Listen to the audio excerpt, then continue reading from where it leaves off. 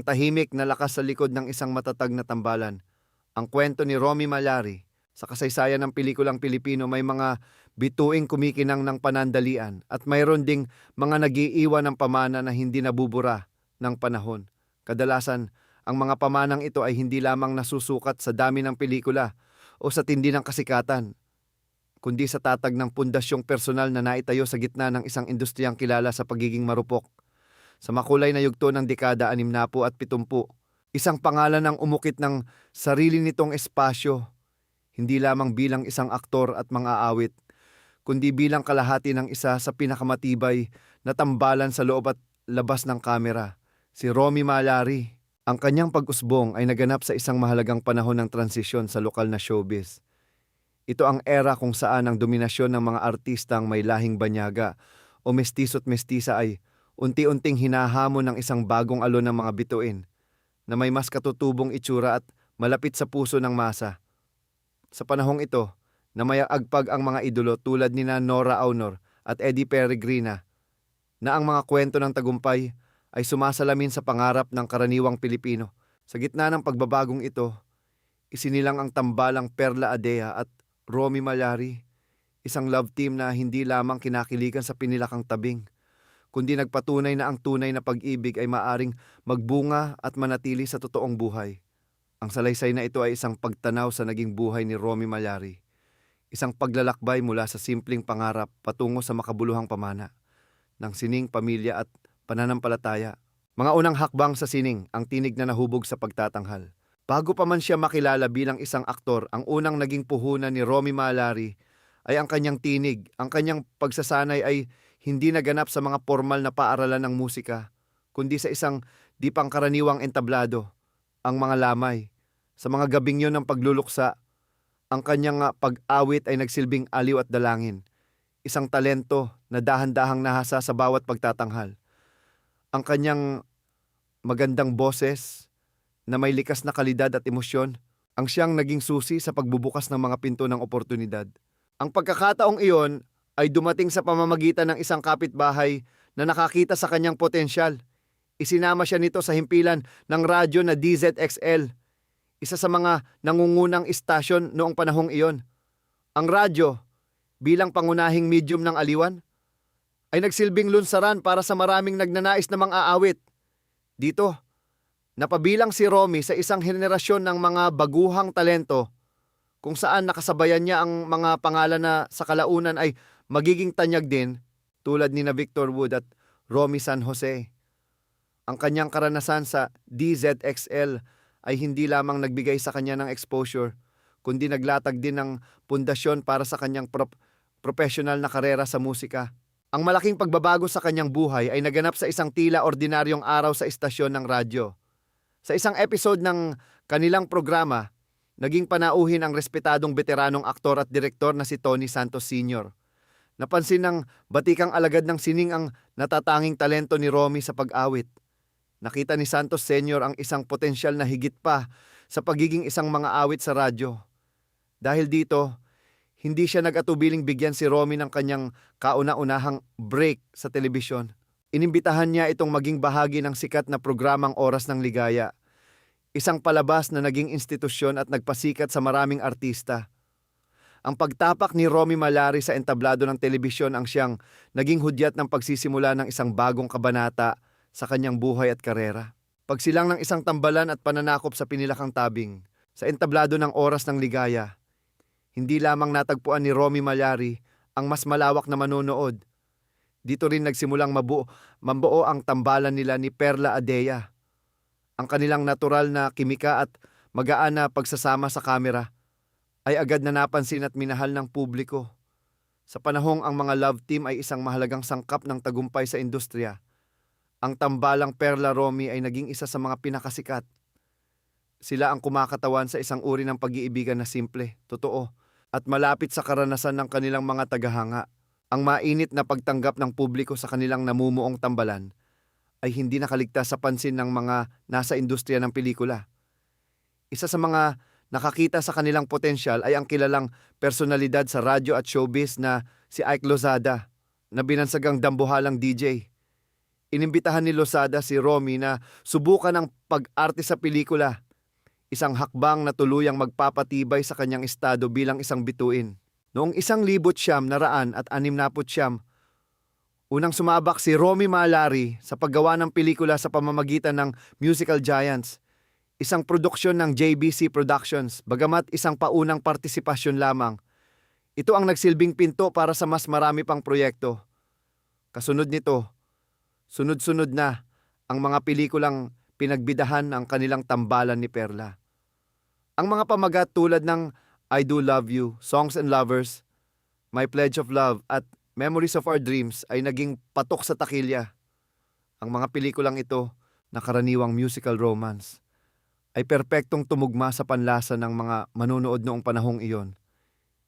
Ipinamalas ng mga ito, hindi lamang ang kanilang kakayahan sa pag-arte, kundi pati na rin ang kanilang talento sa pag-awit, na lalong nagpatibay sa kanilang popularidad. Ang kanyang kakayahan bilang aktor ay hindi rin nalimitahan sa mga pelikulang katambal si Perla. Nakasama rin siya sa mga proyektong pinagbidahan ng isa sa pinakamalalaking bituin ng panahong iyon, si Nora Aunor.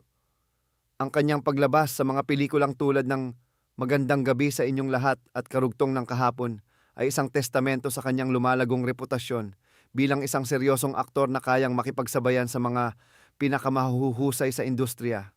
Pagpapamalas ng bersatilidad higit sa pag-awit at pag-arte. Habang patuloy na namamaya-agpag ang kanyang karera sa pelikula, hindi rin nagpahuli ang kanyang presensya sa telebisyon. Naging regular ang kanyang mga paglabas bilang panauhin sa iba't ibang variety shows, kung saan naipapakita niya ang kanyang talento sa pag-awit at pag-aliw sa madla. Ngunit hindi nagtagal, isang bagong hamon ang kanyang sinubukan na lalong nagpakita ng kanyang bersatilidad bilang isang alagad ng sining. Ipinakilala si Romy sa larangan ng aksyon sa pamamagitan ng isang natatanging serye sa telebisyon na pinamagatang Mr. Jacket. Ang konsepto ng palabas ay maihahalin tulad sa pelikulang The Tuxedo ni Jackie Chan, kung saan ang bida ay nagkakaroon ng pambihirang kakayahan sa pamamagitan ng isang kasuotan. Sa seryeng ito, kapag isinuot na ang Mr. Jacket, si Romy ay nagiging isang tagapagtanggol ng mga naaapi, isang bayaning handang iligtas ang sinumang nangangailangan. Ang proyektong ito ay nagbigay sa kanya ng pagkakataong tuklasin ang isang bagong genre at ipakita sa publiko ang isang panig niya na hindi pa nila nakikita. Ang pagiging multi-talented ni Romy ay isa sa kanyang pinakamalaking kalakasan. Bukod sa pag-awit at pag-arte, siya rin ay kinilala bilang isang mahusay na mananayaw at may kasanayan sa fencing o eskrima. Ang mga talentong ito ay lubos niyang napakinabangan sa kanyang karera noong 1973. Ang kanyang husay sa fencing ay naging kapansin-pansin nang makasama siya sa pelikula ng hari ng komedya na si Chiquito, ang Prince Feabante. Sa pelikulang ito, na isang comedy fantasy, nagamit niya ang kanyang galing sa eskrima sa mga eksena ng labanan na nagdagdag ng isang level ng pagiging kapani-paniwala at gilas sa kanyang karakter. Nang unti-unting nagbago ang interes ng masa at nabawasan ang popularidad ng mga musical film, hindi nag-atubili si Romy na muling sumubok ng ibang landas. Muli niyang binalikan ang genre ng aksyon, isang desisyon na magdadala sa kanya sa isa sa pinakamatagumpay na yugto ng kanyang karera. Noong 1975, nakasama siya sa isang malaking proyektong may titulong The Blood Hero. Ang pelikula ay isang co-production na pinagbidahan ng Chinese superstar na si Simeon T. Kinunan sa magagandang tanawin ng Cebu, ang The Blood Hero ay hindi lamang ipinalabas sa Pilipinas kundi pati na rin sa ibang bansa. Ang international release nito ay nagresulta sa malaking tagumpay sa takilya na nagbigay kay Romy ng malaking kita.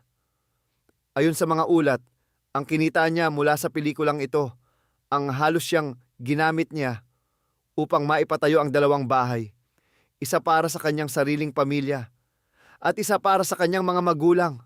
Ito ay isang konkretong patunay ng tagumpay na kanyang nakamit sa pamamagitan ng pagsisikap at pagiging bukas sa mga bagong oportunidad, buhay pamilya at isang pagbabagong espiritual sa gitna ng kanyang abalang karera. Nanatiling sentro ng buhay ni Romy Malari ang kanyang pamilya. Noong 1973,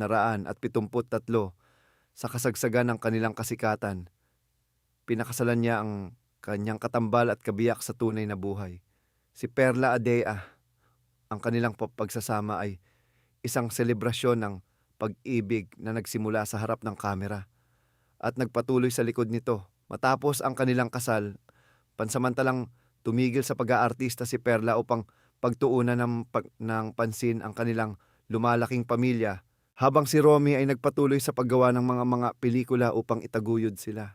Biniyayaan sila ng 6 na anak. At ang kanilang pagpapalaki sa mga ito ay naging isa sa kanilang pinakamalaking tagumpay.